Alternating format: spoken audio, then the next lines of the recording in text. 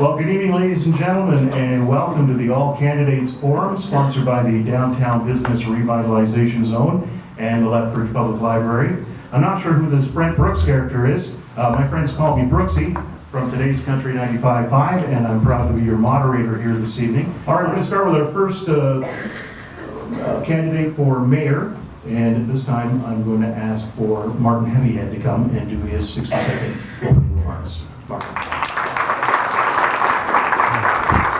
Okei, no kosoaks. Nyt ainakaan kootsis ahkumapi.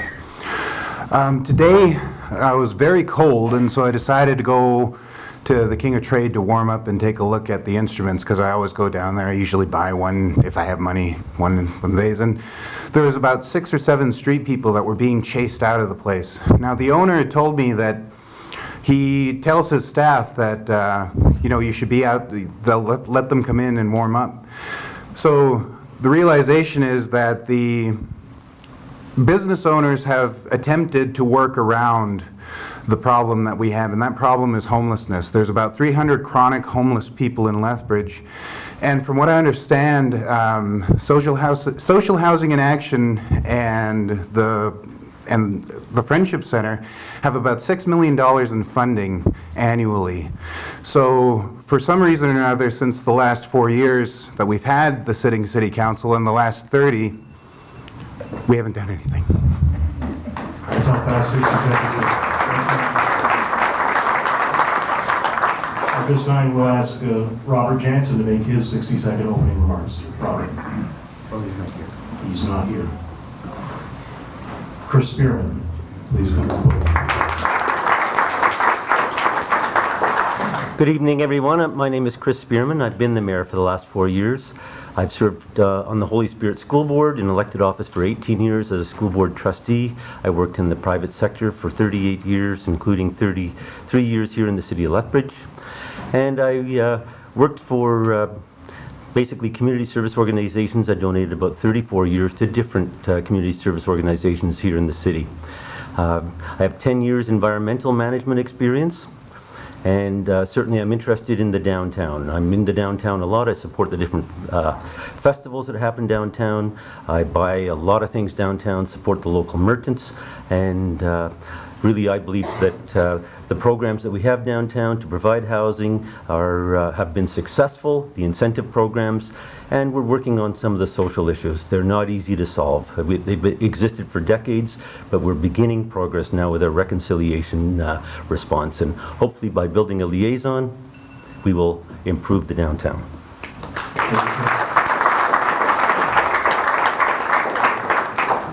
All right, let's meet our candidates for city councilor, beginning with Eileen Burke.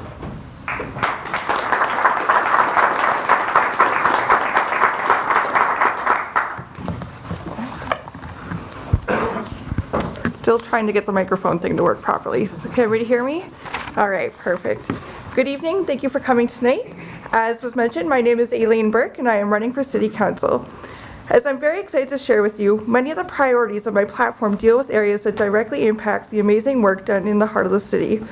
In short, addressing homelessness and poverty, building safe, inclusive communities, strengthening our small business presence, and implementing term limits on council seats all go towards continuing to make our downtown a place that we can all be proud of. I believe that city governance is at its strongest when council constantly changes to reflect our current demographics, people who advocate for Lethbridge built for and run by the very citizens that live here. I look forward to hearing from the people, the customers, and the business owners alike. I believe it's only by bringing all these voices to council that we will be able to achieve a more inclusive, diverse, and thriving community. Thank you. My name is Eileen Burke, and I look forward to the chance to get to know you and hear about what matters to you.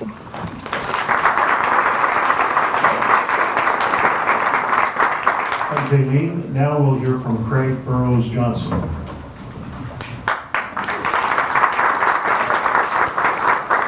Good evening, and thank you for coming. 2 weeks into this election, it's clear that there's no tolerance from either homeowners or businesses for further tax increases in the city of Lethbridge. Going forward from this election, city administration must show increased fiscal discipline. Intermunicipal collaboration within our region under the newly amended Municipal Government Act will, with support from senior levels of government, enable the next steps for a new performing arts space, a convention center, and inevitably another bridge to the west side of the city. Difficult, important work has already been completed to make downtown Lethbridge a place we can all be proud of. This work must continue and will succeed. The heart of our city must become beautiful, safe, and clean. I support a diverse and growing arts community as part of a vibrant multicultural community, sports and active living for their far-reaching and beneficial influences on civic health and social cohesion. I support curbside recycling. We must prepare for climate instability. There is immense responsibility providing the city of Lethbridge with good government. Therefore, City Council must be directly accountable. Thank you.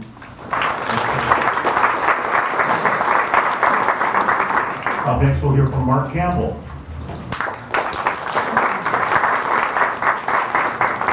Thank you very much, Brooksy, and thanks everyone for coming out here. Thanks to the media for coming out here. Really pleased that you still have jobs. Good for you. No. Too soon. Too soon? Too soon. Anyway, I just, I think about the heart of the city, downtown Lethbridge, and I automatically become nostalgic because I grew up here. I've been here all my life. I think about downtown, Eaton's, Kresge's, Woolworths. That's where we all went. Eaton's, escalator up to the top stairs. That's where we were every Christmas. That's where everything happened. Downtown further, you get to 5th Street and there's the Capitol Theater, the old Capitol Theater. Did you get up to the balcony? One day you could, some days. It was just a thriving, wonderful place for me to grow up. And I see all of the good things that are going on here in the city. The Heart of the City campaign is wonderful. All of the different festivals that are going on in Galt Gardens, well done. I want to keep that going. I love the liaison that we have between downtown and businesses and everyone else.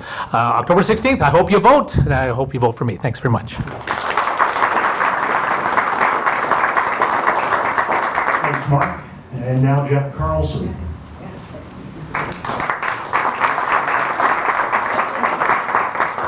Hi everyone, thanks for coming. I'm Jeff Carlson. It's been my great honor to serve you as your councillor. I'm here tonight asking for your continued support to continue working on your behalf.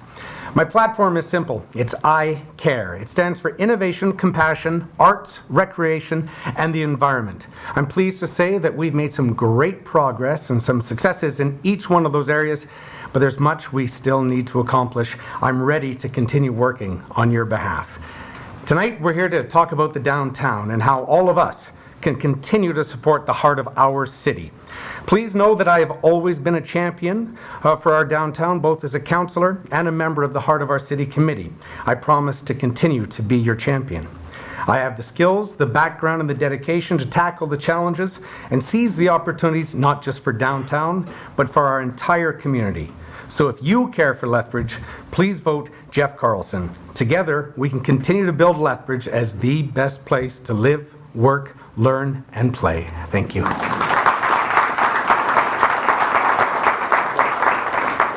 Thanks, Jeff. Now we'll hear from Jeffrey Kaufman.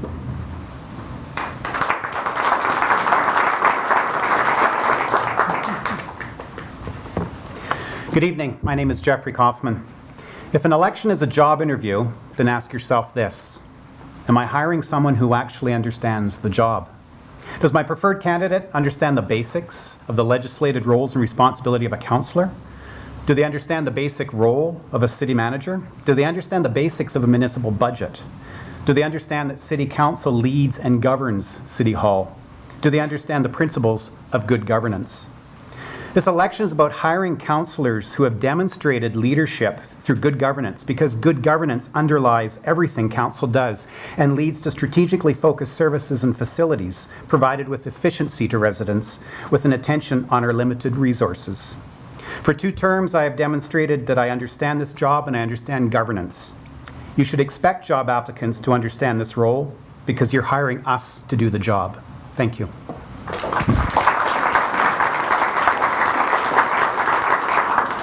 I'd like to call upon Belinda Kruseman.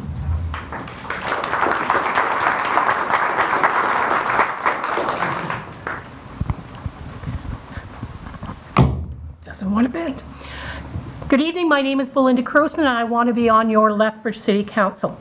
I love downtown Lethbridge. After all, it's where they keep a lot of my favorite historic buildings.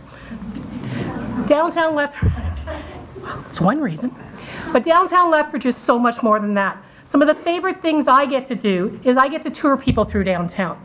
And it is fun watching people, how amazed they are by how much the downtown has changed, by all the innovations and things we have done, but there's so much more left to do. It would be wonderful to have a road that is just for pedestrians downtown. But there are things we can do with so little money. How many of you would like signs downtown that actually tell you where things are while you're walking? Something so simple, but could change the lives of people who visit downtown, who live downtown. I have sat on Heart of Our City for the past 7 years. I have helped create some of the plaques and some of the things you see downtown, and I hope you will elect me to continue with the vision of downtown, but whether you elect me or not, I'll still work downtown. Thank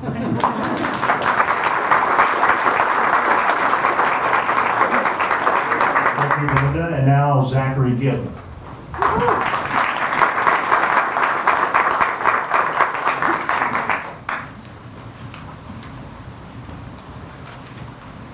Good evening, everybody, and thank you for braving the wonderful southern Alberta weather we're having. It's great to see so many engaged members of the community. My name is Zachary Gibb. I'm a candidate for Lethbridge City Council, and 27 years ago today, I was born into a city of just about 62,000 people. Now, as we approach 100,000 people, it's time for us to make a choice. We have a choice to make in the future of Lethbridge and what we want to see out of it. Do we want to see a city that is growing and vibrant and inclusive and progressive, or stay the same and regressive and go back to the past? I am in favor of putting us firmly in the future. I am in favor of a centrally located performing arts center. I'm in favor of curbside recycling. Our city center is the glue that holds all three sides of our community together, and it is important that we keep going with the great works that have been occurring in the last several years to make our downtown a better place. I'd like to thank the BRZ for all the great work that they're doing, and as city councilor, I would strive to continue on with that great work for our city center and to make it an attractive place to come and do commerce and business and for everybody to enjoy. My name is Zachary Gibb, and on October the 16th, I hope you'll vote for me and make informed decisions about all the other candidates you vote for as well.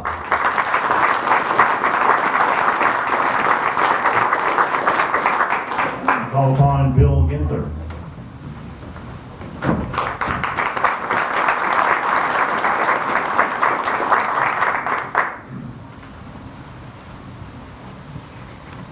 Good evening to all of you. As you know already, my name is Bill Ginther, also known as Bill G on some signs you've seen around. I'm one of a few people that are running for a seat on City Council.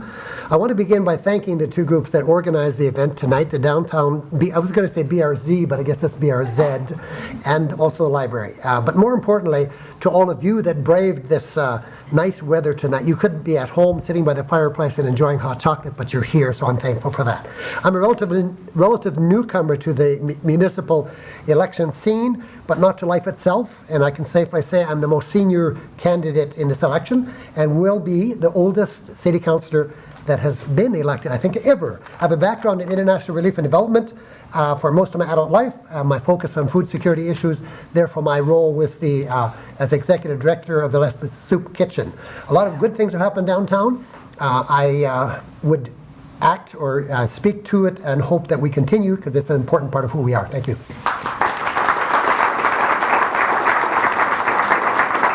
Thank you, Bill. Raymond Hopart.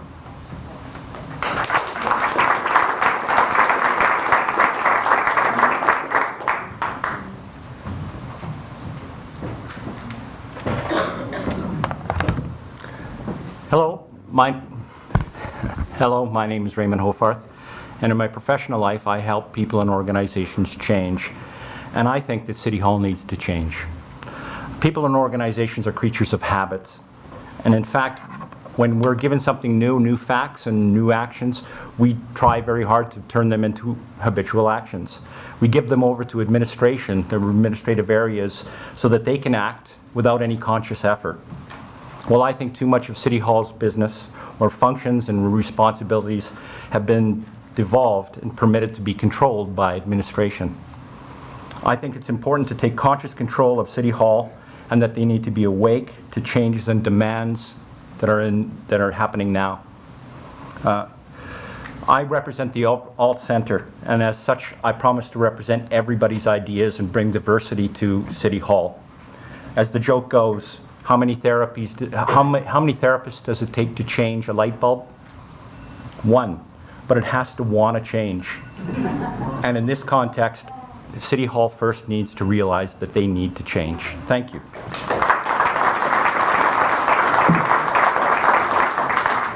We don't want to make you stop till you get to the punchline, so.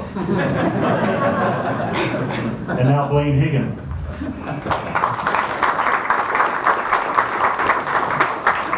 One of us are going to tumble down there, I can guarantee it. But thank you, Brooksy, and thanks everybody for coming out tonight. As already been mentioned, thank you very much for braving this cold weather, and thank you to all the media.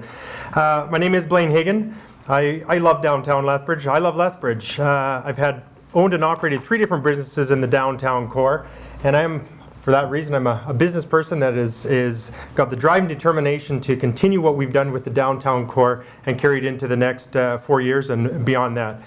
I want to thank the BRZ for the work they've done so far. I think Council's done a fantastic job with revitalizing the downtown. There's a lot of initiatives we have on the go. I'd like to see those continue and come to fruition. I'd love to be able to see that happen. 500 businesses, 800 people. It's fantastic to hear that work in the downtown core. So if you want any more information, boy, you just feel so rushed up here. Any more information, please visit www.electhagan.com. And on October 16th, please vote Hagan. Thank you. Thanks, Blaine, and now Liz Zawascu.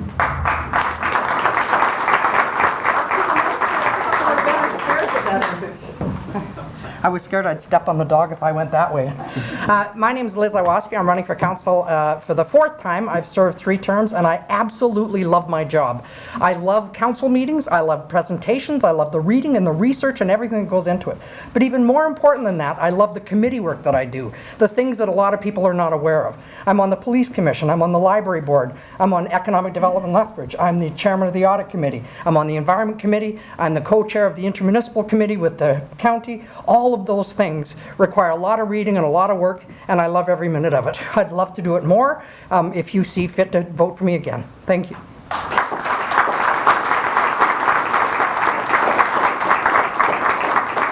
now call on Kevin Layton.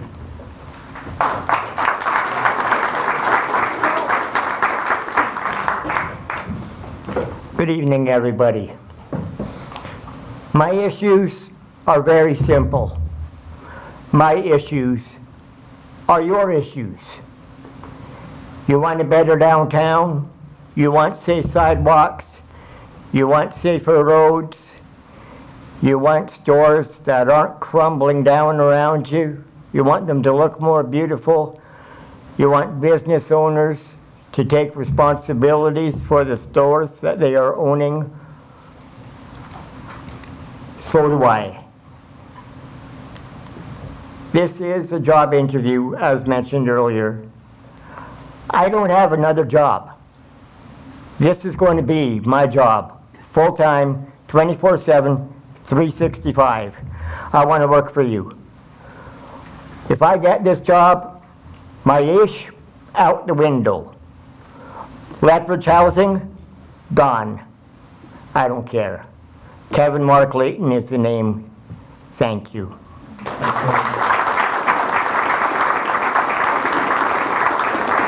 Now hear from Shelby McLeod.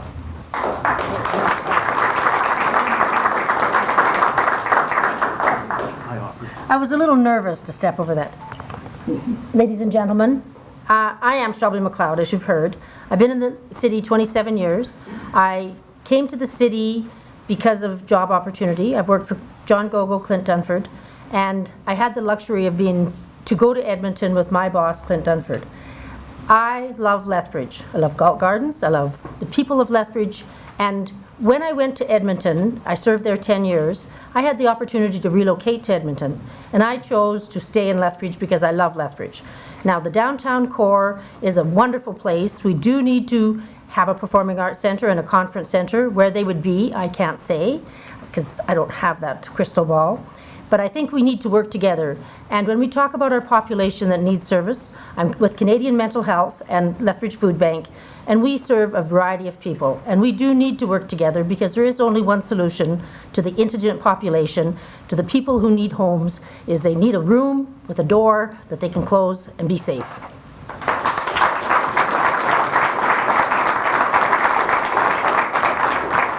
Now, Joe Morrill.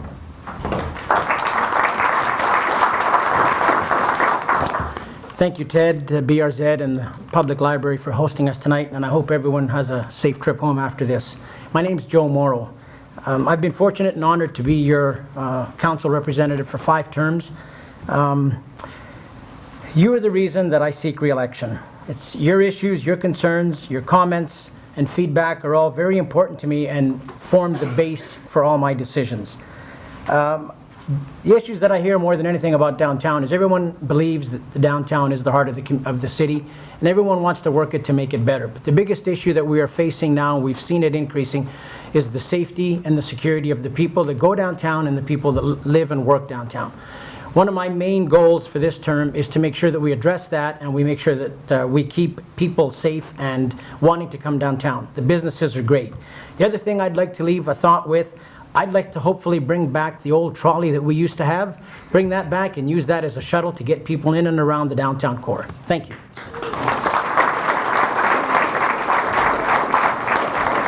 Thanks, Joe. And now, Rob Miyashiro.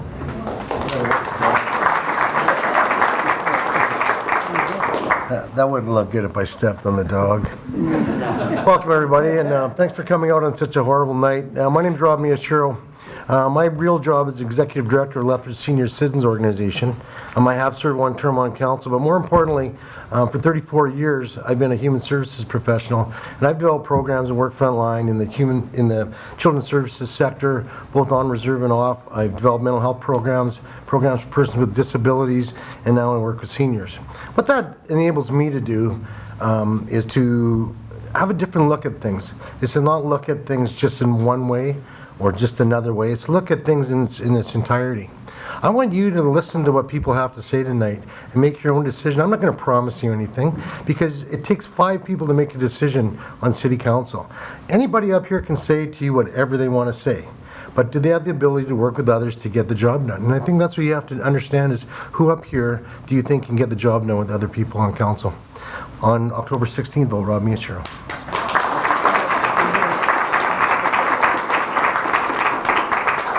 Nick Palladino, come forward.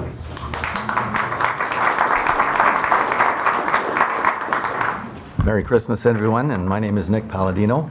If you haven't picked up my brochure, please do.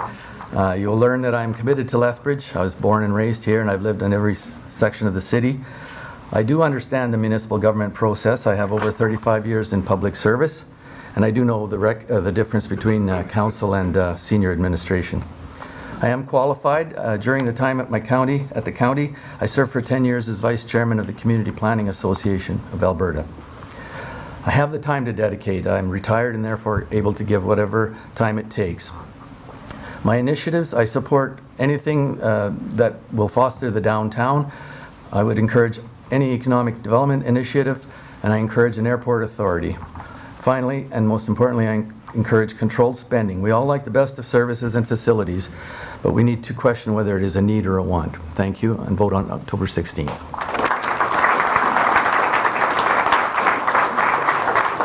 Ryan Parker.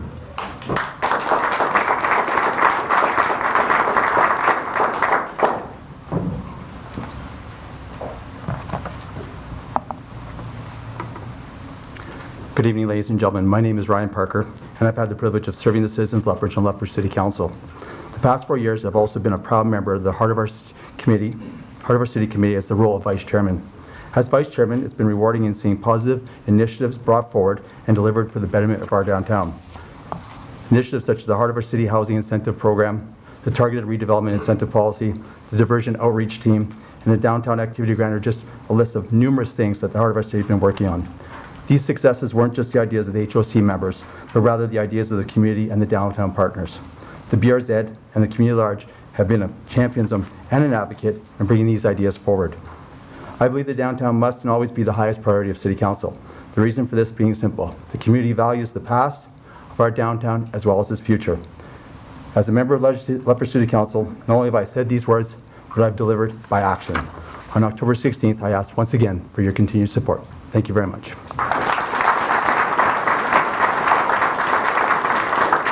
Thanks, Ryan. Harold Perversa.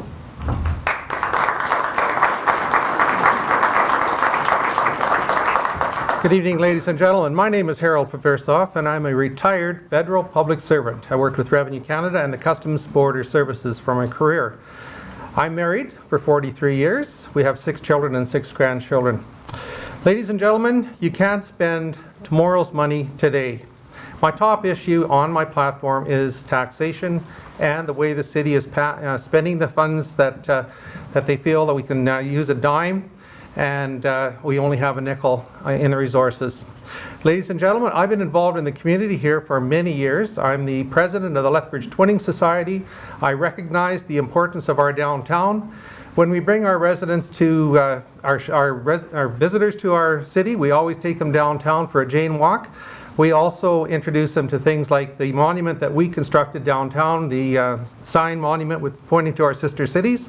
We also let them know that Lethbridge has a vibrant community downtown, that we enjoy the restaurants and things like that. I want to continue in that realm from City Council, promoting our city internationally and locally, and I believe very much so that I'm done. Thank you.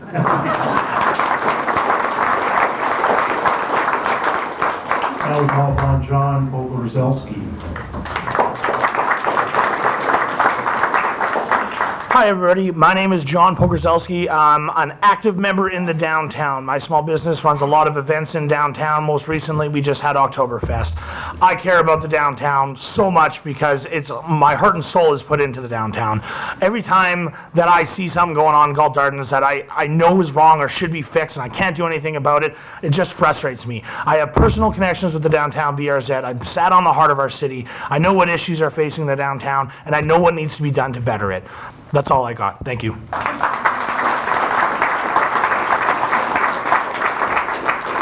Louis Saloff. None? Joey Shackelford.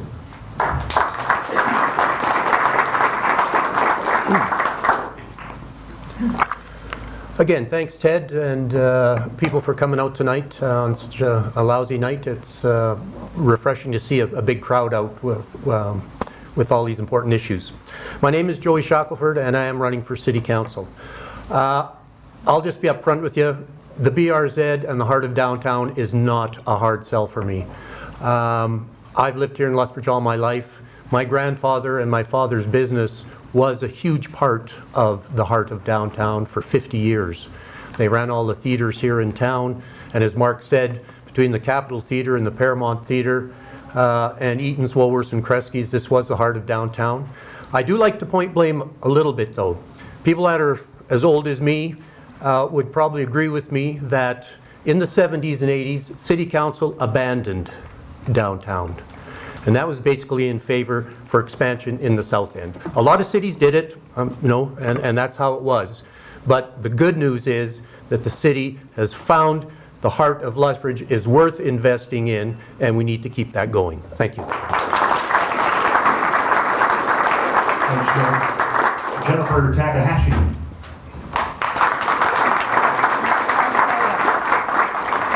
Good evening. My name is Jennifer Takahashi. I'm running for City Council. A lot of my campaign has been focused on being inspired by my child and wanting to create a little more diversity and representation on council. But it goes beyond that, and a lot of it is straight down to 6th Street, what downtown has grown into over the last 5 years, continuing to support and grow the work that the council is currently doing with Heart of the City, with Arches, with the BRZ, Environment Lethbridge, and all of the other organizations and groups that really give our city the spirit and the character that we have. So thank you very much. Thanks, Jennifer. And now Bruce Thurber. Thank you everybody for coming out tonight. My name is Bruce Thurber and I'm running for City Council. And we're here tonight to talk about the downtown and what that means for each of the candidates in front of you. Today, almost 10,000 people work in the downtown. That's almost a quarter of Lethbridge's workforce. It truly is the heart of the city. It's like the hub of a wheel with the spokes running out to the east and the north and the south. It's also our history and should be continually preserved and protected. We must continue to support initiatives such as Lethbridge Main Street Program and the Housing Incentive Program. A performing arts center adjacent to the downtown or in the downtown would be an amazing addition. I believe we need to have a downtown revitalization budget in every year's city's capital and operating budgets. The BRZ committee is an important voice that our council and administration must listen to and continue to work with on a consistent basis. We need to consult the BRZ and the downtown community to help prioritize areas to be focused on. Oops, thank you, and I'm done, sorry.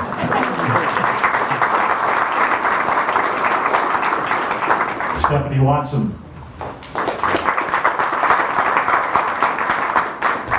Hi. Just to clarify, it is Stephanie Watson. There is actually no A in my first name. It's a bit of a joke in my family now. I've been here in Lethbridge for 15 years, and I've grown to really love this city. I believe that for the present and the future, we need all-encompassing policies and planning that support a sustainable future. This includes the downtown and preserving the history of Lethbridge.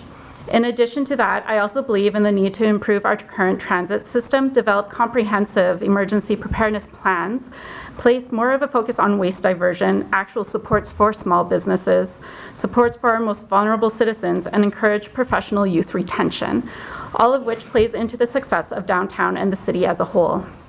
I'm a researcher and a past provincial and federal employee, so I understand government and I know how to research and follow facts and data. Our problems are complex, but our solutions don't have to be. If you elect me for council, you'll be putting your trust in someone who knows how to conduct fact-based decision-making. Thank you. Thanks, Stephanie. Davey Wiggers.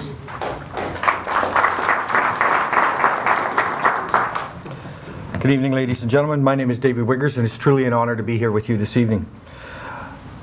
The downtown has done great work with the Heart of the City program, with their activity grants, bringing activities like Love and Records, Pride Fest, Oktoberfest most recently, into our downtown. Working on the housing incentive program, bringing more people downtown, which will make downtown more secure. The question I've asked most often is, why do you wish to be a councillor? The answer is, I wish to serve my community, to help shape and mold its policies to allow for prosperity and growth. I'm conscientious, thoughtful, empathetic, and patient. I love helping people, and I cannot think of a better way to accomplish this than through public service. To serve my fellow man seems to be my calling, and I've heard that call. I wish to use the talents I've been given to be a part of the team that is City Council and lead this into a prosperous future for all. On October 16th, please vote for Davey Wiggers. It's a vote for Lethbridge.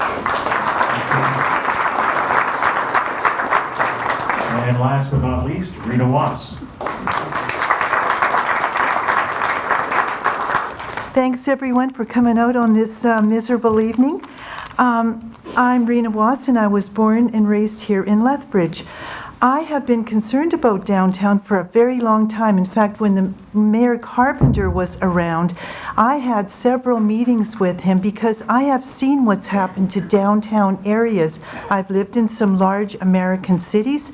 5 o'clock rolls around, the downtown empties out, and it seems like the criminal element moves in. So downtown, the way BRZ is going, I totally support it. It is vibrant. I would like to see us build on that, make it even more alive, dense, use innovative housing that is like cutting edge, energy efficient, use the things that are available to us. We've got more sun and wind here than any place in Canada. Why aren't we known for renewable energy? I'm a business person. Count on me to look after wasteful spending and also to promote environmental matters. Thank you so much. Thanks, Rita. Good night, everybody. Oh, wait. Questions. Okay. We're going to start our first round of questioning with our mayoralty candidates, who will be called to the podium in alphabetical order once again. And then we'll hear from our council candidates. Each candidate, again, will have 1 minute to respond to a question posed by our media panel. Terry Vogt from CTV has the first question for mayoralty candidate Martin Heavyhead. Thanks very much, Brooksy. Martin, a number of the people mentioned the need for a convention center in Lethbridge. It's one of the issues that's been brought up during this campaign. The difficult question, I think, is where should it be located? There are those who believe it should be located in downtown Lethbridge, and there are those who believe that it should be located at Exhibition Park. Could you tell me what your feelings are on that and why? Where are you going to put it downtown? You know, are you going to tear down one of the buildings over there, or, you know, going to put it in the middle of the street? At the exhibition grounds, there's a lot more space over there. And I do understand that you want to have it accessible and you want to have, you know, a lot of people going there and using the space, but just logistically, it's going to probably have to go on the outskirts of town, closer to the exhibition grounds than, you know, on top of these 100-year-old buildings. So, thanks. The next question is for Chris Spearman, and it comes from Mercedes Bonds from Lethbridge Living Magazine. So it's been mentioned before that there needs to be a greater focus on harm reduction and solving the homelessness issue within the city. What steps do you think council needs to take to get towards that in our downtown core? Okay. I've already been working on that problem. I formed the Leaders Coalition on Opioid Abuse, so we've been meeting every month since last November. We've been pressing the provincial government for an in-talk center, a detox center, and a supervised injection site. We believe that when you bring people into a supervised injection site, it'll get them off the streets, and that way when you build a relationship with them, you have an opportunity to help them recover. I went to the recovery event a couple of weeks ago, and it's great to hear the people that have come back from drug addiction and alcohol addiction. So we need to have processes to support them. Thank you, Chris. I'll move on to the councillor candidates. Eileen Burke is first. This question from Dory Modney from Lethbridge News Now.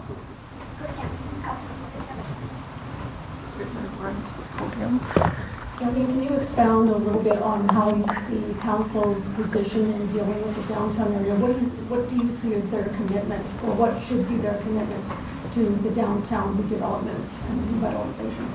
All right, thanks for the question. I think council's role is more than one-dimensional when it comes to downtown. As we've heard already, we have to focus on harm reduction, homelessness and poverty reduction strategies. I think I'm pushing a button, sorry.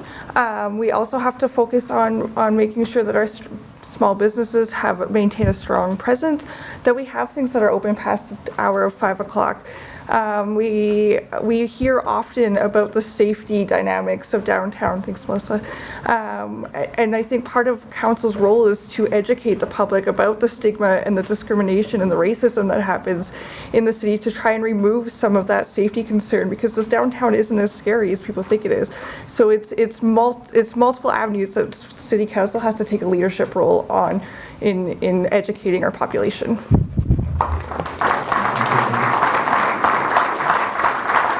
Rose Johnson's question is being posed by Earl Todd from CGSE. Hey, Craig. Downtown, it's a very important area as we're talking about here tonight. Can the city spend more money downtown, and where would you like to see it spent if we could get more money to spend on it? What needs to be picked up? What's a prime shot that you could fix? Well, 25 years ago, I worked with the University of Lethbridge on with the collection, the incredible art collection that they have basically hidden away at the University of Lethbridge. And at that time, Jeff Spalding had a proposal to turn the old Eaton's building into a gallery and a cultural space. I think that was an opportunity missed. I guess no crying over spilt milk, but I would like to see more art. I would like to see the city of Lethbridge become a cultural city. I think there's a great economic benefit to that, and it would make the city more vital.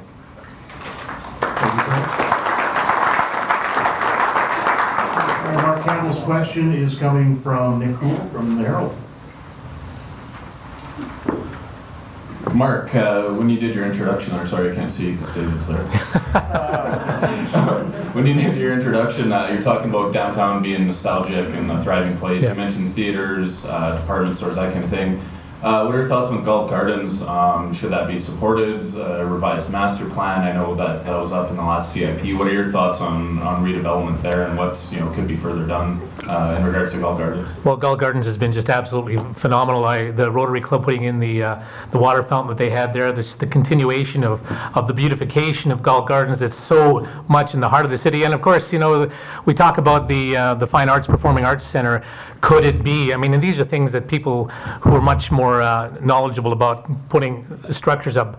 But I love the concept of being able to put that fine arts building like right down beside CASA, if that's possible. That would be ideal. I'd love that.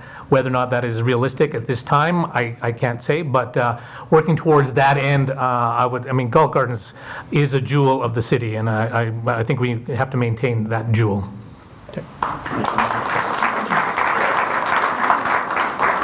The next question is for Jeff Carlson, and it's coming from Joe Scarpelli from Global TV. I can see you.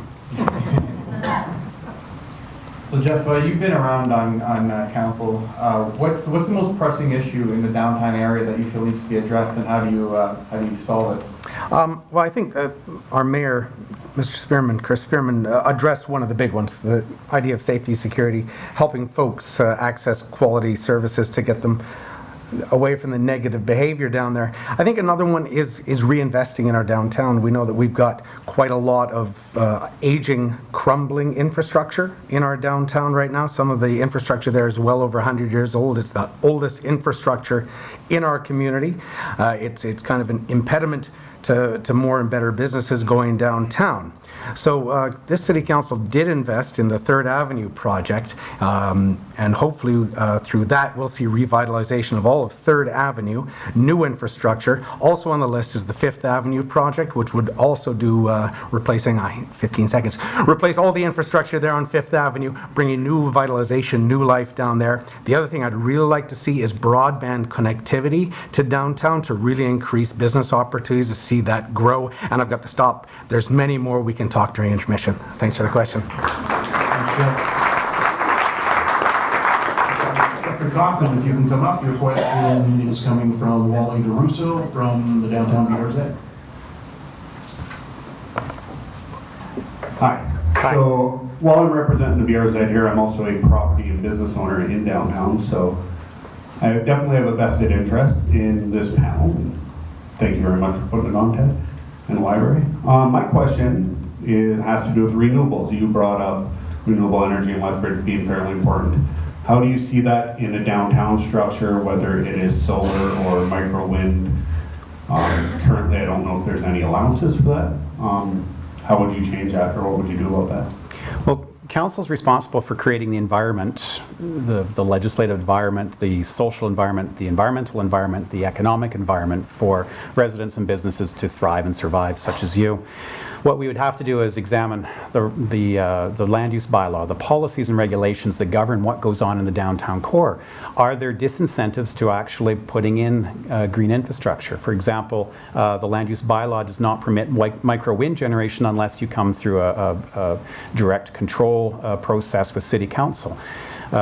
We've seen technological changes. We've seen the ability to actually capture these things in a much more efficient, much more environmentally friendly, a better cost that allows you to create that sort of self-sustainability for your own business expenses. So council needs to look at the environment, the legislative environment, make certain that we're doing what we're supposed to be doing. You can look at incentive programs. You can actually also explore interaction with other municipalities in order to create a more of a regional dynamic around renewable sources. Our next question is for Belinda Kruseman, and it's back to Terry Vogt from CTV.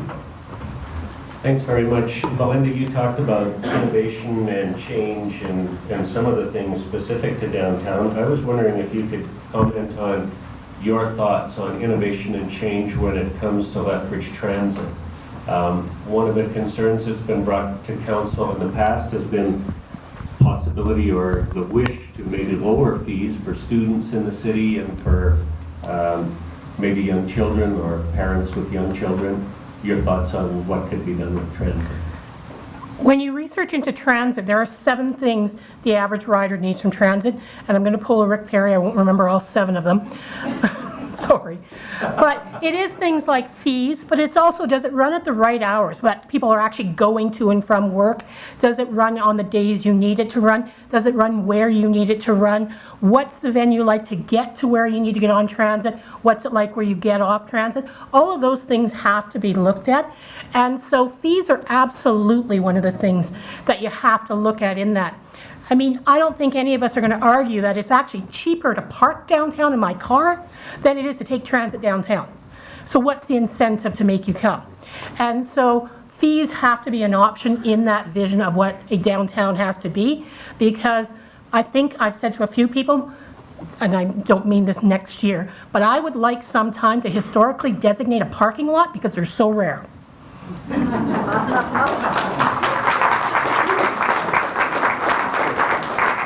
Zachary Gibb, your question from Mercedes Fines of Lethbridge Living.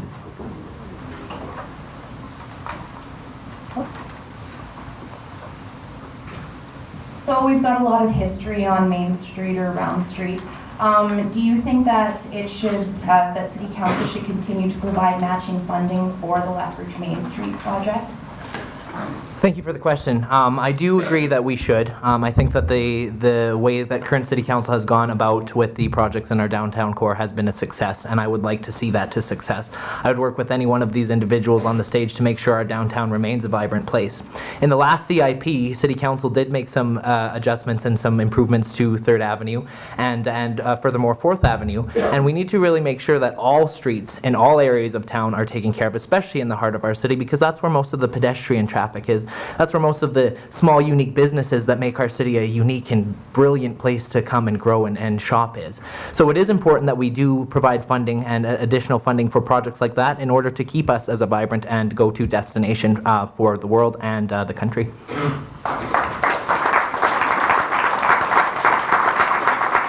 And Bill Ginther will receive a question now from Dory Monty for Lethbridge News Now.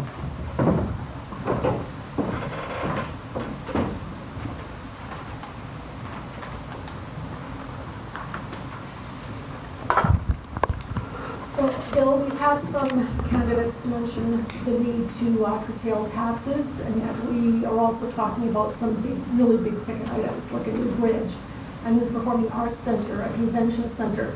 How do you justify those two, holding back taxes and those big ticket ones?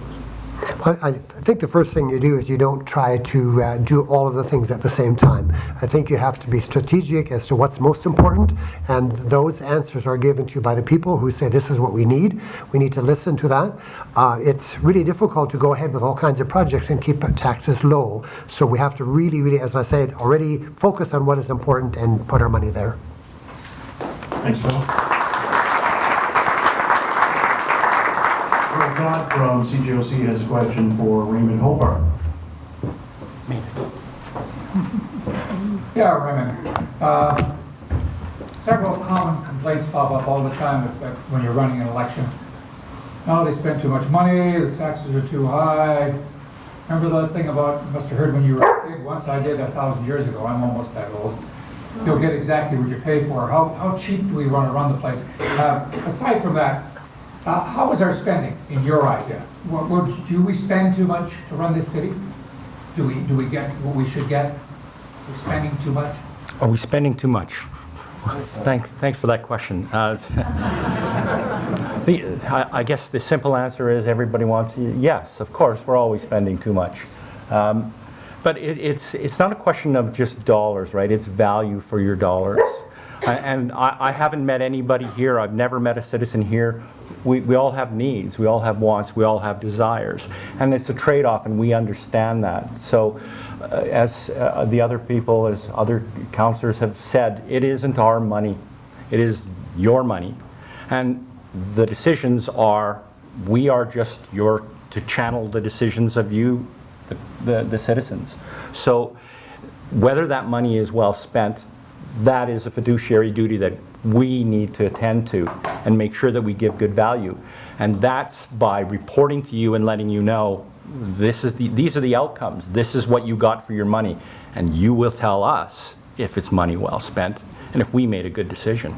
And hold us accountable. Thank you. Blaine Hagan will get a question now from Nick Cool from the Herald. How you doing, Nick? Sorry, thanks, Joe. Rita mentioned in her introduction that 5 o'clock, a lot of people roll out of downtown. You mentioned there's a lot of initiatives on the go in your first term of council. One of them is the housing initiative. I want to gauge your thoughts on what's been done so far, what can be done furthermore if you were elected another 4 years. Like, how big of a priority should encouraging people to build and live downtown, and what sort of ripple effects could be produced as a result of more people living downtown? Great question. Likes it too. We offered this incentive, and as I'm sure many of you know, a $30,000 incentive per door to begin construction in our downtown core to get residential buildings down there. What's important with that is we've heard the whole story of feet on the street. If we get people shopping downtown, living downtown, playing downtown, that traffic downtown makes a big difference. The loitering comes and slows down, and issues with the drugs that are happening right now, the opioids and other issues that we have along that line will taper off. Living in the downtown core is very important. That's one big incentive. There's other incentives that have come along as well with our past CIP, as far as giving other incentives for construction of business as well. So I think it's important that's a way to revitalize our downtown. Thank you. Joe Scarpelli from Global has the next question for Liz Iwascu. He's a gentleman. Hey, Liz, so lots of talk to keep the downtown area safe for people visiting, business owners. Do you feel downtown is safe now? And if not, how do you make it a safe place for everybody? I'm really glad you asked me that question because I'm involved with a lot of aspects of this. Downtown is not, it is a safe place, but for people who live and work there, there are issues that are hard for them to deal with. And we're doing a number of things. We need detox in Lethbridge, and we've had meetings with Alberta Health Services. There's going to be 8 detox beds opened up. We need 32, but they're going to give us 8 to start with. We need a safe sobering site. We've met with the ministers Fitzpatrick and Phillips, and they're going to put a rush on it so that we will probably get a safe injection site before Edmonton and Calgary. The safe sobering site needs legislation because at the moment you can't arrest somebody for being intoxicated, so we're going to change the rules so the social workers and security guards and other people so that we can take people to a safe place until they feel better. All of those things need to happen. The police are working really hard. The downtown unit is working really hard to make things better. It's complicated. It's across the entire continent, this problem, but we're doing a lot to make it better. And I'm stopped. Thanks, Liz. Our next question is for Elf's handler, Kevin Layton, and it's coming from Molly DeRusso from BRZ. She's opinionated too, that's for sure. All right, Kevin, I'm going to ask you a question that directly affects you. How do you feel the accessibility is in downtown, whether just for challenge fellows like yourself or wheelchair, and how they could be improved? Just a sec before you start the time. Sandy? Go. Oh, come. Oh. Come. Bark like that means she needs to go outside for a minute, so she'll be making her return. So the question was how I feel about downtown accessibility. Yeah. How do you feel the accessibility is in downtown for all its citizens and patrons, and what would you do to improve it? Well, one thing that I've noticed as far as accessibility, if you pay attention to the corners of the sidewalks when you go to the intersections, if you take a real good look at where the ramps go, they don't go in the direction of the lines. They don't go in the direction of the lights. Tell you, okay, you gotta go. They go right into the middle of the intersection. So whether the light's in your favor or not, it doesn't matter, because you're going right into the middle of the intersection, right into the oncoming traffic that's going the other direction. Stuff like that has got to be fixed. Or you're in a wheelchair that you got to get better control of. You're going down a ramp that's too steep, and the grading of the street itself is a couple inches higher than the gutter. Wheelchair stops, you keep going. It's telling me to stop. I sure wish the wheelchair could.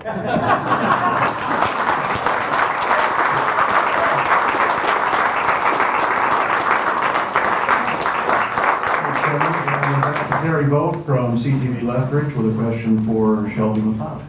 Hello. Hi, Shelby. Hello there. Several people have talked about ways to revitalize the downtown. I was wondering if you agree whether the city should strategically purchase property in the downtown area as part of its efforts to revitalize the downtown core. Thank you for that wonderful question. I am apprehensive about this. I'm not sure that the city should be in the business of developing, buying property. If we look at Calgary, what they did around Victoria Park, they started buying up property, and pretty soon the property escalated in price. There's a time when you can buy the property at a good value, and you can sit on it until future development. But if the cost to buy that particular property is too expensive, I'm not sure that it's going to help anyone other than the person who's selling it. But having said that, we do need the land mass to put whatever it is we're going to put there, be it a performing arts center. I don't believe any place in the downtown core is large enough for a conference center, because if you can visualize what the type of conference center we need it similar to the BMO Center in Calgary or the ATB Leisure Center on the west side, because we need to bring gymnastics and trade shows to our community for economic development. Thank you very much. Question from Mercedes Fons of Lethbridge Living Magazine. It goes to Joe Morrill. So as it's been mentioned before, there's continually more and more festivals and events happening in our downtown core. But there's also a lot of concern around foot traffic in some of our narrower streets and whether or not there should be more parking, a parking lot, or some streets that actually have no parking at all and only foot traffic allowed. What are your statements on that? Well, if it was up to me, I would have very little automobile traffic in the downtown. I like to go to Europe whenever I can, and I see that the successful communities, successful cities, seem to have what they call in Italian, and I'm sure everywhere else in Europe, piazzas, plazas. And I think when we built the City Hall, Mr. Art Ferrari, that was one of his vision, to create the City Hall around it so that we can have the City Hall looking more rounded if we needed to expand, to have a piazza, a center where people can gather. So I'm of the belief that for downtown to be successful and vibrant, all these festivals are being put on by grassroots people, and I think council and the city needs to support them, not be the lead, but support anything that's happening downtown. And I think we do that well. Together it's done well. We need to get people to come downtown, and I think by what we're seeing, it's the festivals, it's the events, it's the farmers market, it's everything that the downtown BRZ is trying to do. So, 5th Street, we could create like a Stephen Avenue Mall, or create places like that where people can feel comfortable doing what they need to do. Thank you.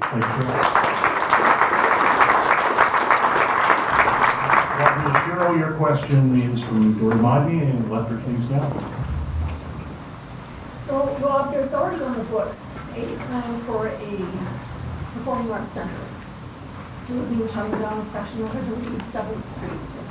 So, does the city move forward on that, or do they scrap that and start off with something new? Well, actually, the city is moving forward on that, Dory, because we've approved the shovel-ready documentation to be produced. We're looking at the extensive planning for that facility. We're looking at site drawings. You're looking at location setting. So it's not like it's dead in the water. There's no money. So if people all here want a performing arts center, you have to understand what else are we going to give up in the city. So our last big investment, the biggest investment that we're going to see in capital in Lethbridge will be the ATB Center going up on the west side. And when that gets finished, we need to figure out how we're going to fund the Performing Arts Center and the Conference Center and where they're going to go. That's the next big thing. So we've already put the money out there. We're hoping that we can figure out a way to build it, and I think that's the next step once the plans are done.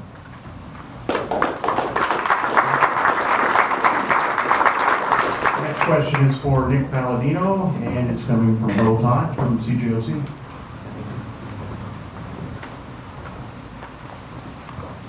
Nick, everybody running here today has their own opinion on, is there a time limit on being on a city council? Should time matter? Should a person be able to be on council as long as they're productive and as long as they wish? Or is there a problem with being on for too long, in your opinion? Well, thanks for the question. In my opinion, there should be a time limit that you should be on council. If I was lucky enough to get elected this time, I would vow to only run 2 terms max, and I think, and that's my personal opinion, I think you get to a point where you're 20 years in or so, you begin to grow roots and you don't want to change your ways. And I think if you can't do what you want to do in 8 years, then maybe move aside and let somebody else try.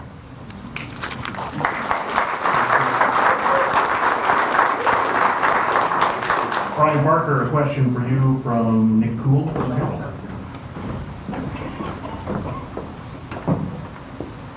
I'm gonna take us out of downtown for a second.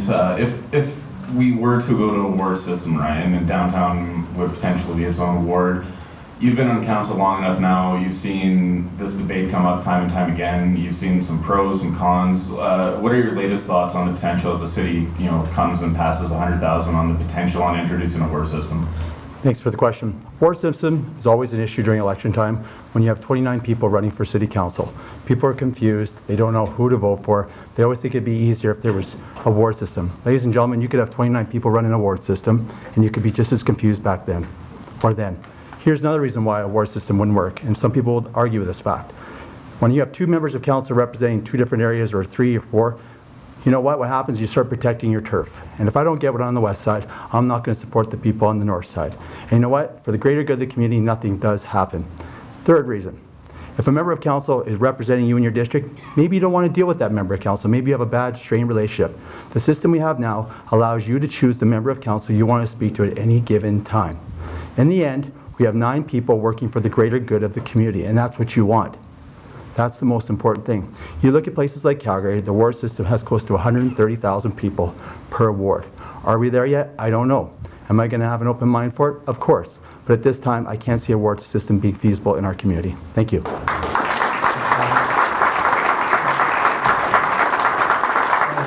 Harold Traversoff from Joe Scarpelli from Volvo. So Harold, do you agree that the city should be purchasing some downtown properties as part of its revitalization project?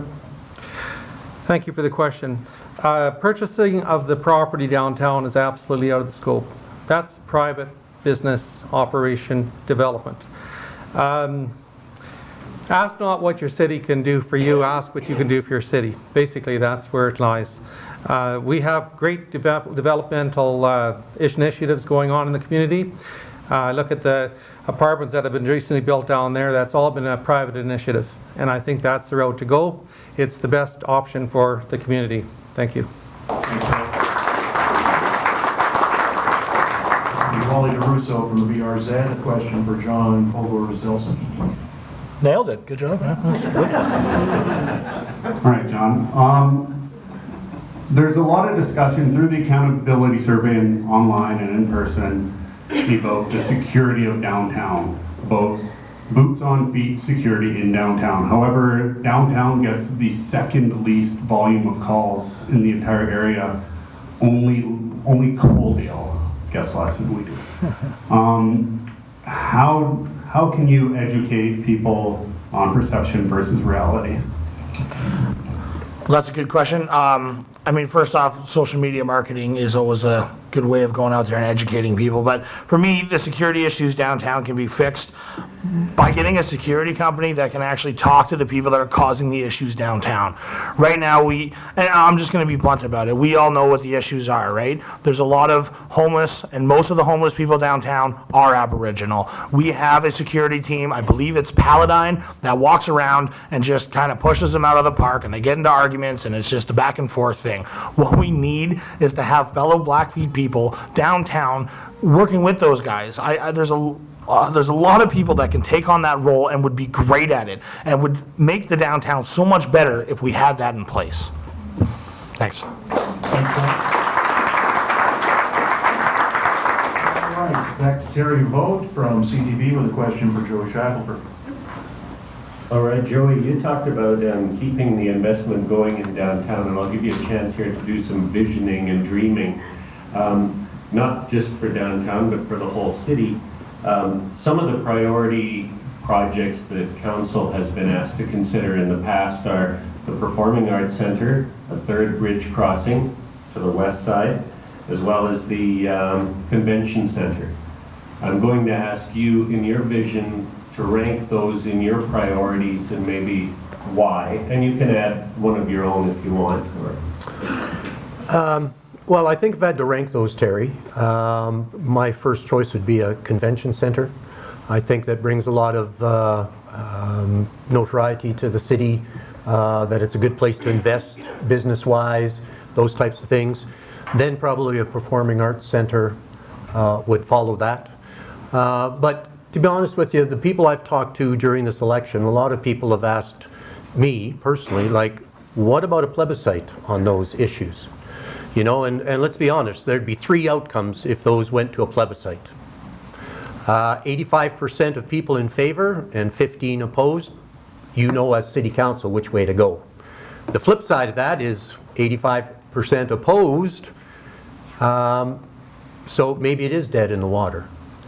The nightmare scenario would be if 51% of the people wanted a performing arts center and 49 didn't. Then as a city council, you've got a tough decision to make. Yeah. Thanks. Question for Jeffrey Takahashi, and it is coming from Mercedes Fons from Lethbridge. Hi. It's been suggested that all of the businesses downtown should have a more cohesive design and that the downtown core should kind of look similar and modern throughout. What are your thoughts on that? I am completely opposed to that. Honestly, that's quite weird sounding to me because sometimes I'm not really good about being a candidate and I'm just more of a human being. So I did read the HOC plan from 2007 and there's some beautiful ideas and inspiration and guidelines in there. And there is enough space in those HC guidelines to allow, you know, drunken sailor to be drunken sailor, plum to be plum, you know, all of these businesses to continue to have their own spirit, their own vitality, and their own energy. And I think that's really important. We're not all the same here. We're really diverse, and our businesses should reflect that as well.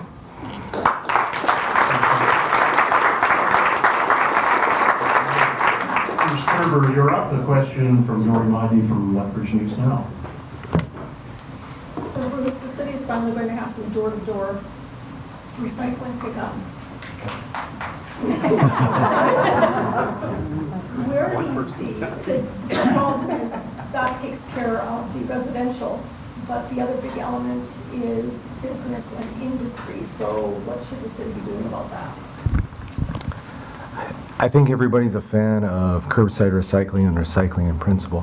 When it comes to commercial industrial opportunities, we need to reach out to private industry. We need to ask them first and foremost, do you want to be in this business? Can you deliver this business? And can you be profitable at it? Can you create jobs and economy in Lethbridge? I think we should have reached out right away on curbside recycling. I think that's worth a revisit. We're looking in 2018 to spend $16 million on curbside recycling, to build a MRF, to get vehicles and to hire people. And I'm sitting here today going, I think we should do a full stop on that. We should relook at it, and we should get out and talk to the people about it. Because I think we're jumping a little bit too fast, too quickly ahead, and we're not engaging private enterprise and private business. So Yes, there's solutions. Let's start with the private industry to find them. Thank you. Next question for Stephanie Watson, and it's from Verl Todd from CJOC. Hey, Stephanie, hard question for you, kind of just, a discussion point. We've heard a lot of discussion today about safety downtown. Something that may or may not be worth some time discussing. What we deal with downtown, really, aside from the drugs, is we have a social issue, we have poverty, and we have a large number of people who walk aimlessly around all day. Now, we have everything else downtown. We're talking about making places to have a place to be, a place to have a coffee. A lot of us go downtown to have a coffee and another coffee, another one after that. But a place to go and have a coffee, sit down with somebody else that you want to talk to, go to the washroom, whatever. Would it not be a thought for a city council to look at, we're talking about homelessness and dealing with a social issue, would it not be worthwhile looking in our downtown for a safe place for homeless people to have a place out of this, like winter's coming on. We're talking about having a safe injection site, maybe a safe place for our other folks. A thought.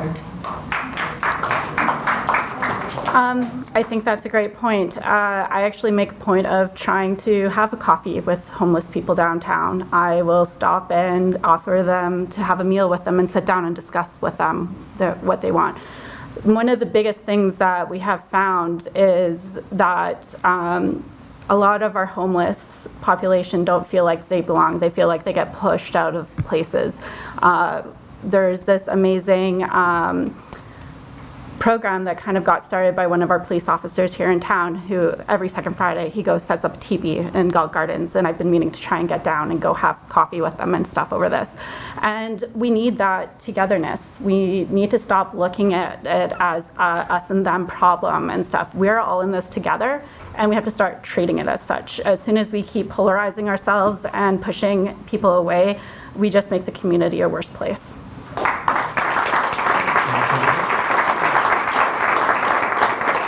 Lady Leaders, your question is coming from Nick Cool from the Herald. Evening, Nick. Thanks, Joe. Davey, when you were during the introduction, you mentioned teamwork and sort of integrating in with council and hitting the ground running. For you, if you were elected, what's number one priority? What would your top thing be, and how would you try to get that achieved, like on day one or in the first month or two, if you're on city council? First off, thanks for the question. Great one. Building a team, first off, you need to know your teammates. So, and talking about coffee, Verl, I think it'd be great for council, once elected, to sit down with each other, pick each other's brains, and see where they gel and where they differ, and try to find a path to agreement. It's really just about interpersonal skills, building relationships, and understanding what the other people need. And in order to do that, first off, you need to listen, really hear what it is that they're trying to say, because people have formulated opinions based on past experience. Try to find that out, and you'll find a path to agreement. Thank you. So up first, we're going to call Chris Spearman to the podium, and we're going to pick up where we left off with Joe Scarpelli from Global Television. Your question is for Chris Spearman. So, Chris, your term is coming to an end. You hope to obviously come here for, again. Do you have that one thing that you didn't accomplish and you're hoping to accomplish if you get elected again? Well, the big things that are really tough to accomplish are the social issues. It's housing, and it's the when I first ran for mayor 4 years ago, nobody saw this drug issue coming. The drug issue has really ballooned in the last 2 years, and to try and get a handle on that and address that issue. People don't know that Lethbridge has one of the highest per capita usage rates and one of the highest per capita death rates in the province. And we need to get a handle on that, and we need to progress. So homelessness, I'm frustrated because we haven't really progressed on that in decades. And if we're going to solve social problems, people have to have a home so they can access education, so they can be supported, and so they can get employment. But we'll never solve those problems if they don't have homes. Thank you. And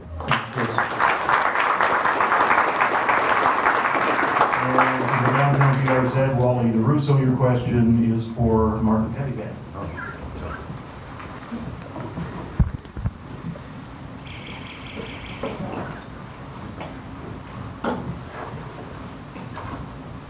Thank you.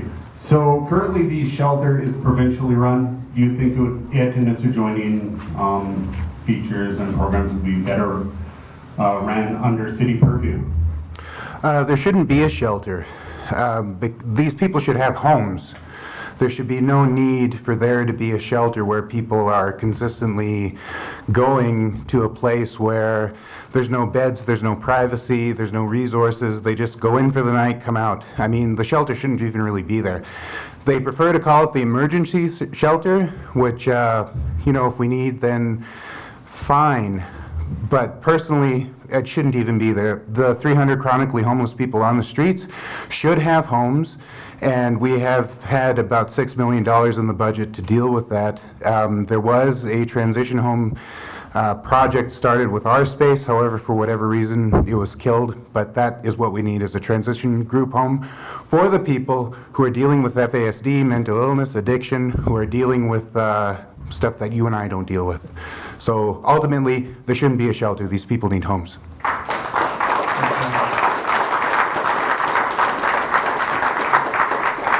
move on to our council candidates. Davey Wiggers is up first, and Terry Vogt from CTV. That's your question. Maybe I'll just ask you if you can outline what do you think is the most pressing issue for downtown Lethbridge right now that council needs to address?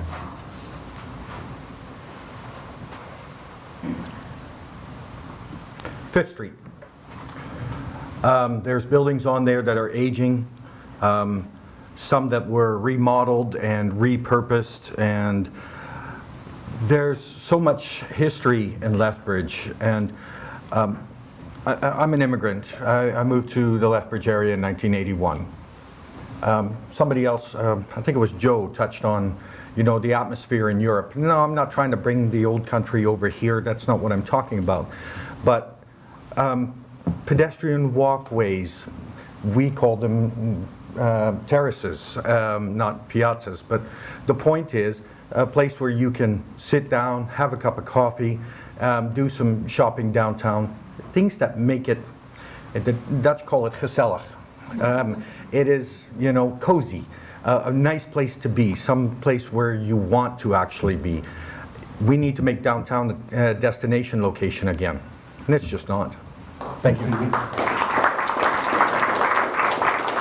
Stephanie Watson will get a question from Mercedes Thons from Lethbridge Living Magazine. So there's a lot of talk around spending this time, providing funding for various programs, harm reduction, events, vibrancy, diversity, addressing various social issues. So how would you propose prioritizing how that spending is made? Prioritizing spending, that's always tricky because you have differing points of what's important to the community and what is not. So I think you always have to look at needs first, and then you always want to make sure a certain percentage you can set aside for wants. I mean, any good balanced budget does that for personal as well as company and stuff, right? So it's something we need to do. As to the wants, we need to be looking creatively at our funding situations and looking at different methods, perhaps. We have a university and college here that have researchers that can bring in grants and stuff like that for projects. Why are we not utilizing that more and having that work within our city more to our advantage? This way we can get like baseline study data done, and we can have major long-term programs and research projects going. So looking at different things in a different light, I think, is the way we need to go with our budgets. Thanks, Question for Bruce Thurber coming from Dory Modney from Lethbridge News Now. First, we talk about the downtown being a livable space, and there's a lot of private developers putting in condos and redeveloping downtown spaces. One of the things that one of the members of the audience mentioned tonight is that it's great we've got people moving downtown, but there's no longer a grocery store down there to accommodate those people. Is that something that the city should be concerned about, or do you just leave it up to private industry to take care of that as well? I like that. It's an interesting question. There's some close by, and I think London Road Market's not too far away. And I think I could get there by walking, and I think I could get there by bike, and I probably get there by transit all right. So I'd say yes, you want to leave it to private industry, but I'd build on the first part. Let's continue to do those incentive programs and support the policies that get more and more developers building in the downtown. Let's get the critical mass. Let's fill those vacant spaces. And the more people we get down, then suddenly, hey, you know what? There's enough people downtown that there's a demand for a grocery store, and somebody from the private industry will say, you know what? I can make $1 at it, so I'm there. So if we have one person living downtown, we're not there yet. But if we have 2,000 people, 4,000 people downtown, we're going to get there. So I think the city's role is to create that environment that continues the growth downtown. Thank you very much. Our next question goes to Jennifer Takahashi, and it's from Burl Todd from CJOC. Yeah, just on a lighter note, Jennifer, which would you favor to go first? Bridge to the west side or the Performing Arts Center? Definitely. Nothing difficult. Well, definitely the Performing Arts Center. And, you know, we're at a point where we're trying to grow and improve transit, and our streets are not at a threshold. And even though I live in a neighborhood where my safety is very much a concern because of the lack of a third bridge, the Performing Arts Center is going to be an affordable project comparatively, and it also creates opportunities not just for people living here to pursue their hopes and dreams and passions, but it increases tourism and it creates more vitality within the city. And so, you know, yeah, there's the part that doesn't want to, you know, burn to death in a fire. And wow, I am really a good candidate tonight. Who, you know, does support the third bridge, but you know, we have other priorities and things to worry about. And when you start looking at tourism as an arc, we're coming from Calgary all the way down. And let's be frank, weed is going to get legalized. It's going to bring more tourism up here, and a Performing Arts Center is going to help that.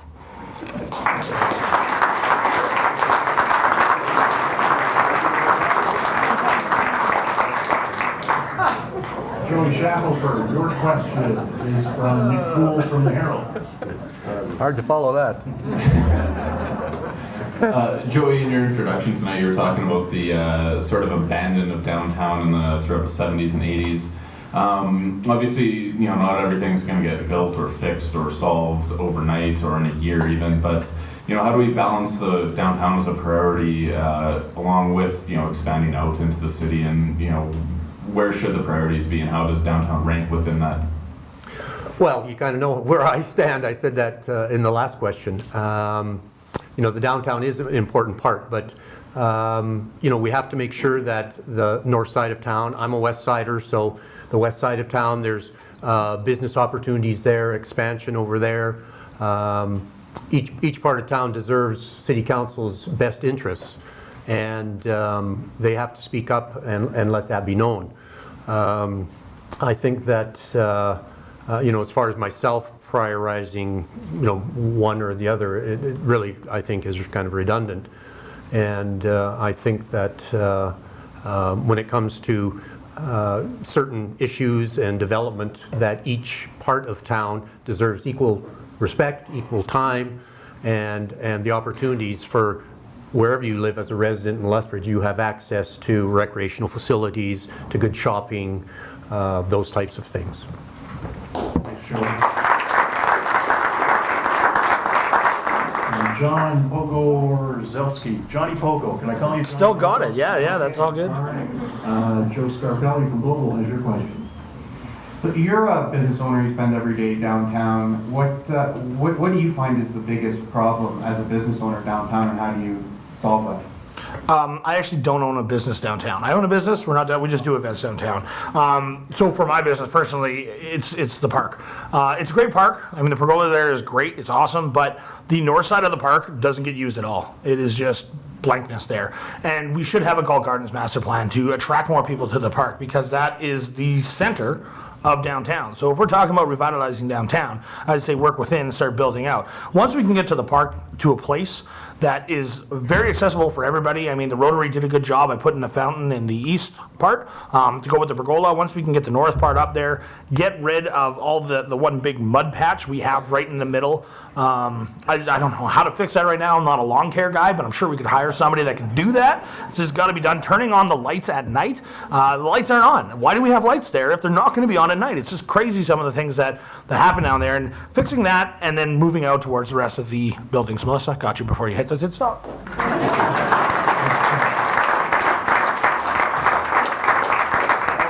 So from the BRZ, your question is going to Harold Reversa. Okay, this one's going to be a bit harder hitting maybe. You've been very vocally against an detox center, safe sobering site. You have 1 minute and a captive audience. Explain why. To correct your statement there, I'm absolutely in favor of an detox center. Absolutely. That is the answer. The safe injection site is something that I'm not in favor of. With respect to the research that I've done, the information that I've received, the visitations that I've done to Vancouver Insight, which was the very first injection site in North America, not only within Canada, my research has led me to believe that you're enabling drug users which can receive help through an intox and a detox community center. Now we're moving towards that, and I believe that's going to be a positive thing for the community. I also believe that there's other initiatives that Arches can be doing with the clients that they have now. I went to the sessions that they had here in Lethbridge with respect to the Alberta Health Services and Arches. I was an active participant in it. I asked questions and I never got specific answers. I'm still waiting for the report that went to Health Canada, so we're kind of waiting on that. Thank you very much. Brian Parker, next question for you from Terry Boak from CTV. Brian, I'm looking at some material from the last election, and one of the candidates, Liz Owoski, said she believes the public has a right to information regarding the running of their city, particularly information regarding contentious issues, and will work to ensure more public discussions and far fewer private in-camera sessions. I want to ask you what you personally have done over the past term to reduce the number of in-camera sessions or decisions council makes by emails rather than public meetings. Thank you very much for the question. First and foremost, I think it's very clear we clarify something. When we go in camera, there's 3 issues that we must discuss and only can discuss. Land issues, labor issues, and legal issues. So those are the 3 issues on the MGA that we can only discuss in camera. And just so everyone knows what in camera means, it's an opportunity for us to, as council, to discuss things such as labor negotiations, strategic land purchases, or at times when we have legal issues. Those are the only times. Every other municipality goes through the same process. I'm actually quite proud that our city doesn't do many in-camera meetings, but we do usually start off our Mondays when we're discussing these issues, because quite often, not so much decisions, but things like land purchases, after decided, will go down in public and will be voted on. There's never any voting that occurs. So under the MGA, those are the rules and guidelines that we follow, and I'm proud that we followed them.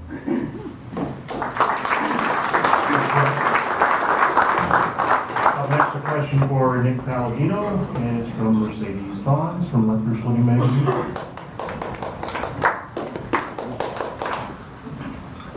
Excuse me. What steps can City Council take to dissolve stigma, prejudices, and stereotypes to create a more inclusive downtown community? Well, that's a good question. I think the first thing they need to do is probably form a committee and get a lot of expert advice given to them. I don't have the complete answer to that, so that's what I would do. I would get the chief of police and Martin and a good strong committee and come up with a solution.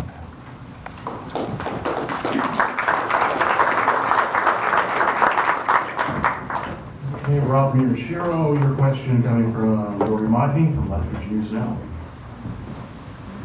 Rob, in the process of talking to some of the candidates and doing profiles for them, we had one candidate who told us that he thought that we should be doing more carding in the downtown area. Police will tell us they aren't doing carding. Is carding necessary to do downtown? It's our understanding, so let's define that first. And I'm not going to be accusatory towards the police, because we actually have a police commission that deals with police issues. And I think for someone sitting on council to accuse the police of anything, I think would be speaking out of turn. I did go to a presentation on carding issue. Martin was there, some other people were there, Councillor Kaufman, and some people did relay stories of being randomly checked and stopped and asked for their ID. And if that's what carding is, then maybe that was happening to some people. The perspective of the police is always that they're stopping and asking people for a reason. Right now, the province is having a provincial undertaking to get more information on the whole carding issue. And when it comes to the city, we would expect the police commission would develop policy around that issue and not take direction from council, because that's not our role.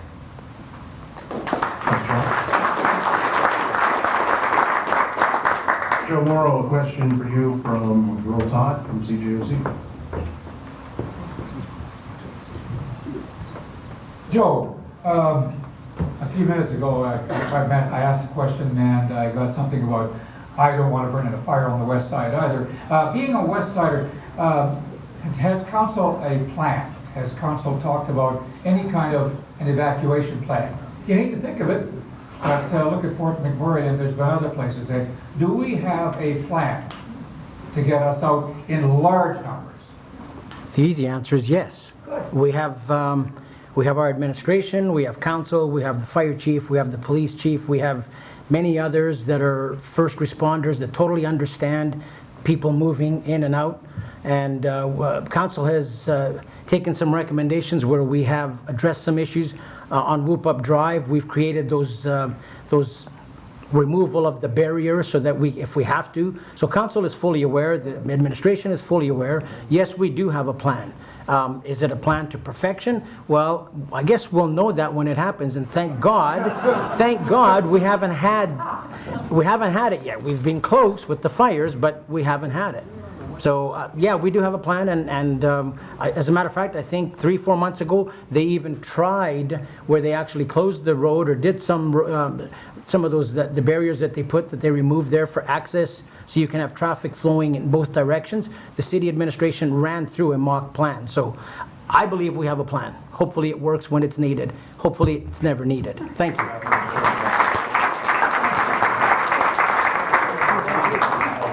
Now a question for Shelby McLeod. It's from Nick Cool from the Herald. Hi, Shelby. Hello there. There's been elements discussed tonight about parking downtown, but I want to go a little bit further into it. Wally might attest to it, people trying to park in front of his shop, it's not always easy to find a spot. Is it time to get away from people like needing or wanting to park right in front of a business? I know there's, the meters changes are coming, the parkade across the street here with, as part of the parking ride system is in development as well. What further steps could be taken to, address downtown parking? Because it always seems to be a recurring issue as well. Thank you. Parking is complicated because of us who all have vehicles, we want to have our vehicle close to where we shop, to where we work. And whether we need a parkade in the downtown core, I kind of think we do, because during the day, I'll see people circle the block when I'm doing something and I think, I bet you they're looking for a parking spot. Now, having said that, do we have enough nighttime users to satisfy that parkade? If we put a performing arts center in the downtown core, we absolutely have to have a parkade. Because if you build it, they will come, but they will only come once if they can't park their vehicle in and around the performing arts center. Look at the Yates. We sometimes have a wonderful event having there, and people are a little bit apprehensive of walking too far. Not because they're afraid, because they don't want to face the elements, the wind, whatever. On a night like tonight, parking is an issue. So we have to work together, and metered parking, I don't mind paying for parking. Thanks, Shelby. Kevin Linton, we have a question for you. It's coming from Joe Scarpelli from Global.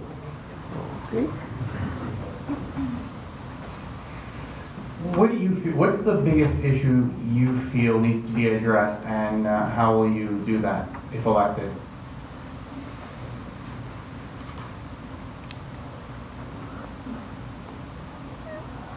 From what I understand, the biggest issue is simply listening to the public. Everywhere I go and I talk to people, they all have different issues. They all want to see different things get done. But it seems that when they call, nobody's there to take the call except the secretary. Others that are on council have other jobs to go to. They come, they do their half a day, and then they're gone thinking about their other job for the rest of the day. I said it before, I'll say it again. This will be my job. You hire me to work for you, I'm going to work like nobody's ever worked on council before. You can count on it.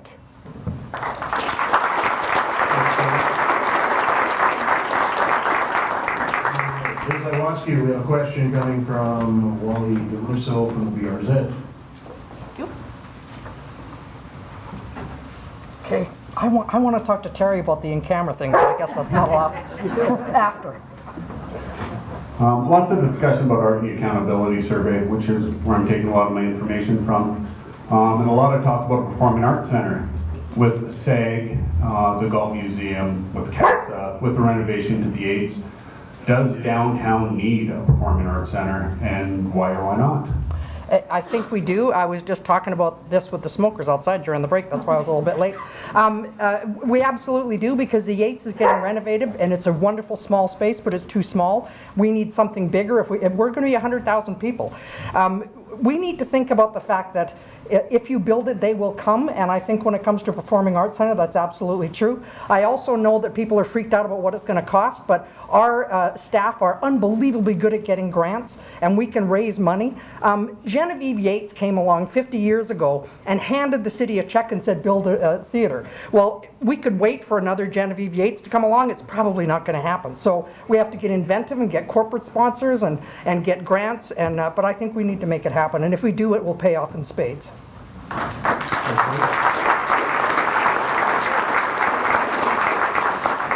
Blaine Hagan, Terry Vogt from CTV has a question for you. Blaine, we've heard it mentioned that about the private sector and the curbside recycling decision that council made. And I've talked to some people in the private sector that are in that business, and they say they were unhappy with the way council consulted with them. Can you defend what council did and the action they took in terms of not using private business to deliver curbside recycling in Lethbridge? Thank you, Terry, for that question, and it's a good one. I struggled with this for quite some time in our discussions through curbside recycling, and many of you are aware that being a small business owner, that was a question I had numerous times throughout, is how can we make sure that these small businesses are not affected? And I know a lot of times it's like, well, it's just a couple people and for the greater good of everyone else. But there's families here. There's families here that, were ingenious with this idea of coming up with recycling, so should be able to carry this forward. Now, some of the things we're able to do is we're making sure that our administration is reporting back to us that they're in touch with these different private businesses, ways to help them be part of this transition. Now, what that is, I know that there's been discussions with them, and I hope that that continues, and I hope that I hear about how these discussions go, because it's extremely important to have them as part of the discussion. Thank you. Thanks, Blaine. Next question is for Raymond Hofarth, and it's from Mercedes Fons from Lethbridge Living. Raymond, earlier you were asked if we're spending too much, and you said it's not necessarily that, but it's more what you're getting for the money that you invest. Can you think of a worthy investment for the city of Lethbridge and its taxpayers? Can I think of a word? Well, yes, I mean, we're here tonight to talk about the downtown business revitalization, and I guess there is a general consensus here that that is certainly worth our while. Cities, and Lethbridge is a city, we're known for our downtowns. When I go visit someplace, I think of the downtown. I think about the vibrancy of the downtown. I think what it brings to the people who live there. It's more than just about the downtown. We as citizens all benefit or should see the benefits of having a vibrant place. And I think in terms of that, we need to make sure that our downtown is an inclusive place. When you build for inclusivity, it's welcoming, and all of our citizens should feel like this is a welcome place, a safe place to be, to meet my neighbors, to build community. So that's the investment community. Thank you. We have a question coming your way from Dory Modney from Lethbridge News Now.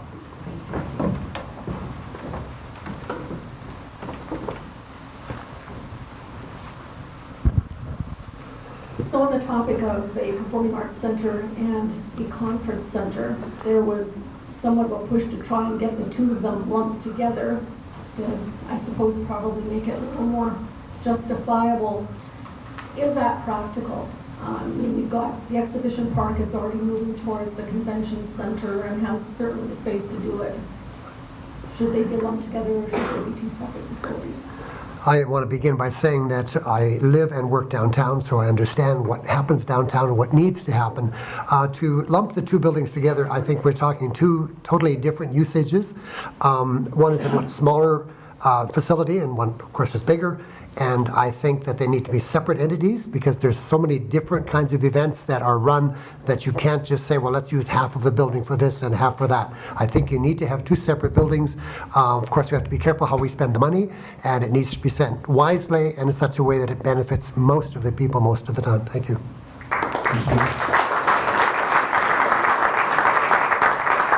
Zachary, you have a question coming your way from Earl Todd, CGOC.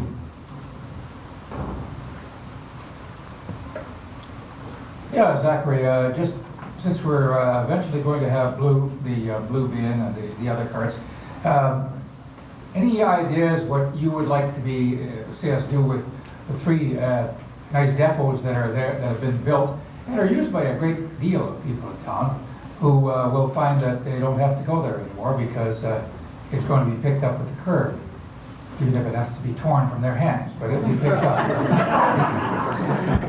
Certainly, and Mr. Todd, I always appreciate the way you eloquently ask your questions. That's fantastic. Anyways, I do envision that we do keep our depots. We've already spent the money to establish these things. I've used every single one of them, and they are important. And when we do go forward with the city-operated curbside recycling program, those things will still be viable. People who overuse the recycling services can still use those, and the people that enjoy taking the recycling to those things can go to those things. The fact of the matter is we do have to move forward with city-operated curbside recycling. It is an important city service. It's just like the police and the fire stations. You know, you might not call 911 all the time, but you still pay into it, and this is exactly what recycling is. It's an important thing to help better the environment of our city and to help make us a more clean and vibrant place. And and at the same time, with the three depots around town, we can still find usage for them. People will still go to them. You know, curbside recycling is for the people that don't have access to those, the people that can't get their recycling on the bus, that can't get their recycling to those depots on a bike or otherwise. So that's why I'm in favor of keeping everything and affording all recyclable options for our city. Exactly. A question for Belinda Kruseman from Nick Cool from Morrill. I was going to ask Belinda about what her thoughts are on our downtown history, but given her 60 seconds wouldn't be fair. So instead, I'll be a little bit more specific. In your intro, you talked about the idea of a pedestrian walkway. Say one were to be built on be it 5th Street, 6th Street, 7th Street, wherever, and parking spots were to be removed. You also mentioned, parking lots should get a historic designation because we're already short on them. How would we address that situation if a pedestrian walkway were to be a priority and funded, and how would we address parking stalls being lost? I think there's a lot of opportunity for walkability downtown. Like I said, with the signage, we can actually move some of that around. People, when they talk about parking, think only of parking. We can do a lot to increase the understanding of parking, and what I mean, if we could actually have mid-street crosswalks, then you can park on the other side of the street and you're still right in front of where you want to go. If we looked at, and my hope someday, I want jaywalking to be legal, because then, no, I'm quite serious about that, because it increases the walkability and the access people have. So if you actually look beyond just parking, parking doesn't become the issue you think it is. We also need to look at a parking master plan. We need to look at things. Why aren't we running shuttles? Why aren't we looking at how effective the parquet will be? All those sorts of things have to be tied in. So when we lose that small piece of the parking on 6th Street, if we are actually enhancing it with other issues and other ways of developing it, we will see that the parking won't be lost as